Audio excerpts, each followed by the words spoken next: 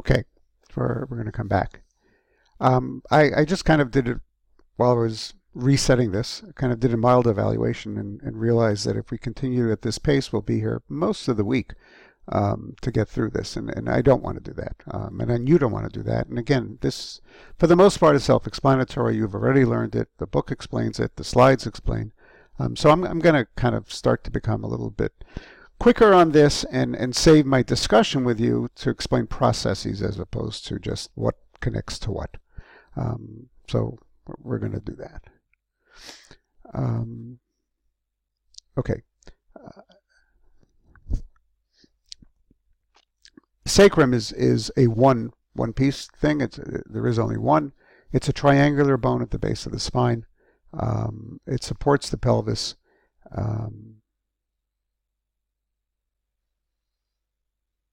Okay, and it connects to the tailbone. All right. Something interesting here. It consists of usually 5 initially non-fused vertebrae that begin to fuse between the ages of 16 and 18 years and are usually completely fused into one single bone by the age of 34, which means that I don't know you all personally. I don't know any of you personally, to be honest. But there's a good chance that most of you guys are still fusing, aren't you? I mean, that's just my impression, since you're graduate students. Some of you may be a little bit older than that. I don't know. But you're in a dynamic state on your tailbone. Isn't that interesting? Something to think about. Okay. And then we do get to the tailbone itself, the coccyx. And it's the final segment of the spinal cord of the vertebral column. And it too is comprised of 3 to 5 different bones that fuse over time. Okay, again, A is connected to B. Fine, let's look at the rib cage. It's something that we're a little bit more involved in. Okay. Again, you can read this. There's nothing that I need to explain here.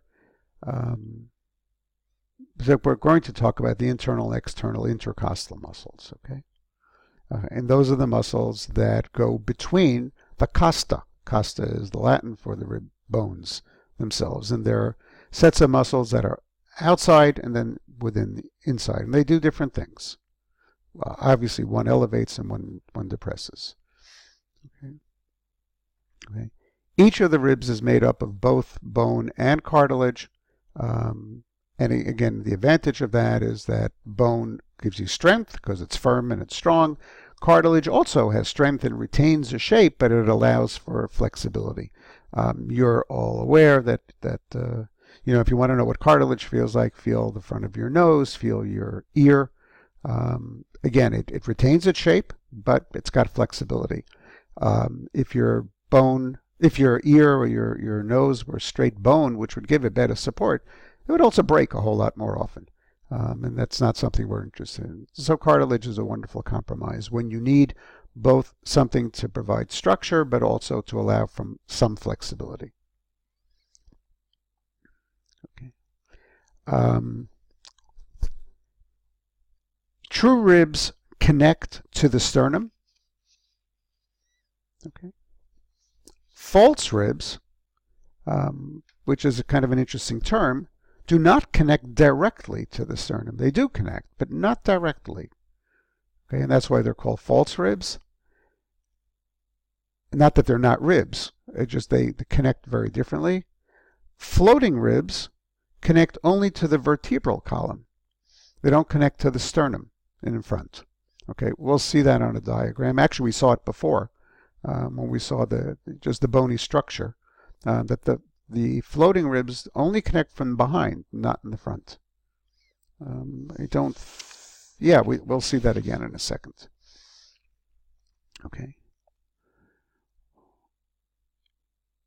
For breathing purposes, and that's really what we're interested in, okay, when we inhale, okay, we increase the dimensions of the thoracic cavity. Okay. On a physics point of view, why do we do that? Because if we increase the dimension, if we make it bigger, then air pressure is lower.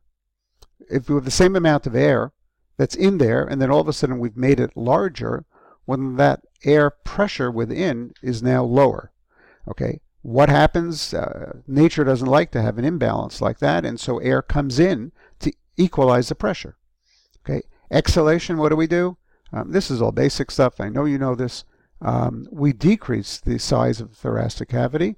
When we do that, we compress the air, and therefore we increase the pressure. And again, since we don't like to have an imbalance, air comes out until air pressure within the thoracic cavity equals air pressure outside the thoracic cavity. Okay, that's assuming that the only way we can do this is by raising the rib cage and lowering the rib cage. We know that's not true because we haven't talked yet about diaphragmatic activity, although it's mentioned right here. Okay. So again, we can see, and remember we talked about these ribs that don't connect. They connect to other ribs, and they eventually connect there. But the lower ribs do not connect to the sternum. Okay, except very indirectly.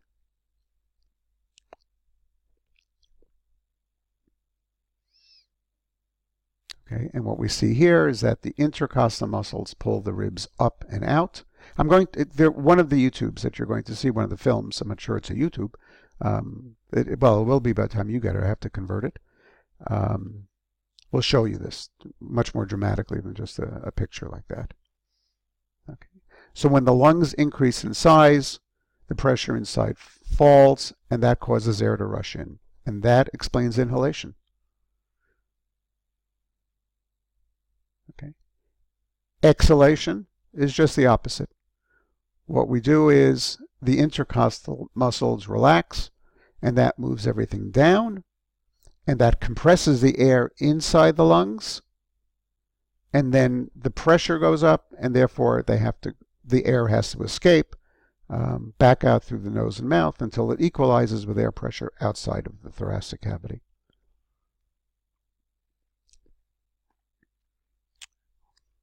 Okay, I'm going to skip this again. When I skip things, it's not because I don't want you to know it. It's because I don't have to teach it to you. Okay, you're all very capable. Okay, if we get new terms, we'll just explain them. The clavicle is the collarbone. You all know what that is. When I was reading this, I'm going, do you all remember what the phonetic symbol for sh is? You haven't taken phonetics in quite a number of years. I don't know how much you use phonetics. Look it up. It's the long elongated, I'll kind of draw it, the long elongated S. Okay.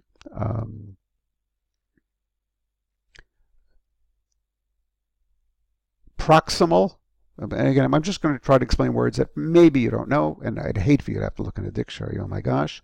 Proximal is nearest the point of attachment. Distal is furthest from point of attachment.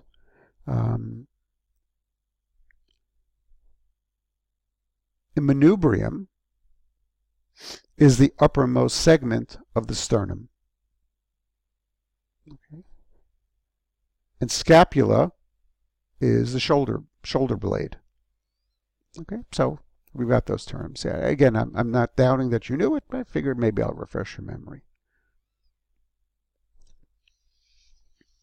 Okay, there it is. Scapula is the shoulder blade.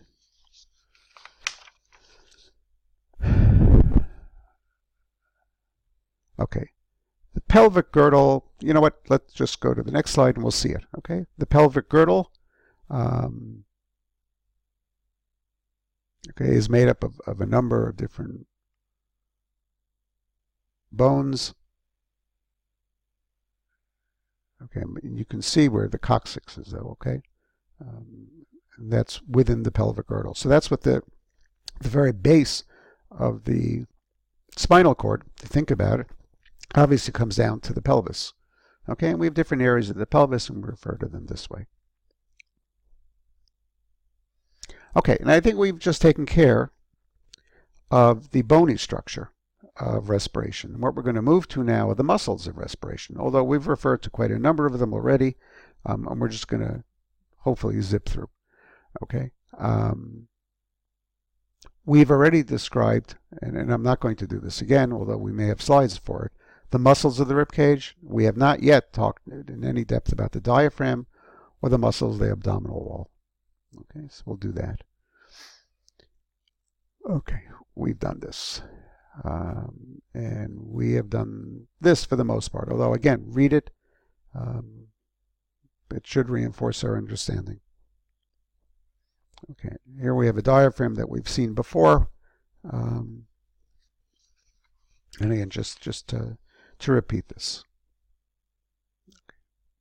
Okay, what we don't see here, and we should see here, because we're only looking at for the most part, bones here, is the diaphragm is in here someplace, right? We're going to see soon where it is.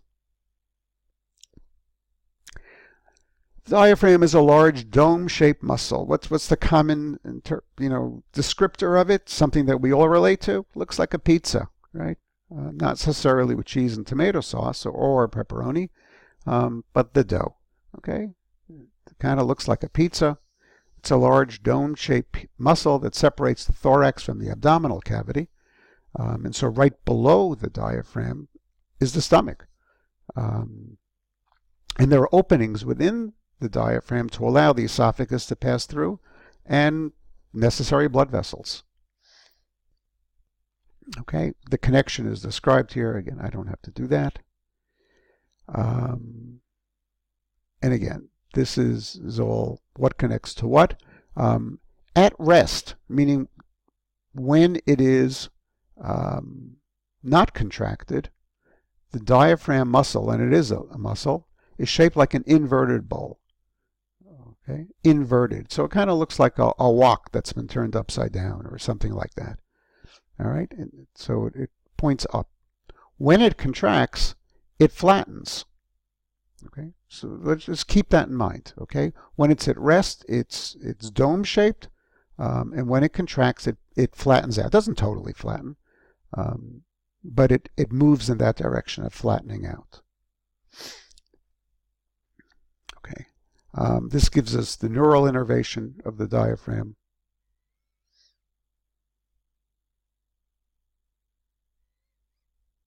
Okay, again, you can read that. Why would it be important that the diaphragm be under the autonomic nervous system? The primary control, at least, is there. Simply because we need to breathe all the time. And wouldn't it be terrible if we had to remember to do that? Clearly, none of us would be around anymore because we'd all have forgotten at some point to breathe, and that would be the end. And so, we're designed where this just happens by itself. The same as digestion. The same as heartbeat. We don't want to ever leave a life-saving, necessary muscular movement to voluntary control. That would be a bad design because we'd forget. Okay, can we place it under voluntary control? Of course we can. We can decide, I now want to inhale. I now want to exhale.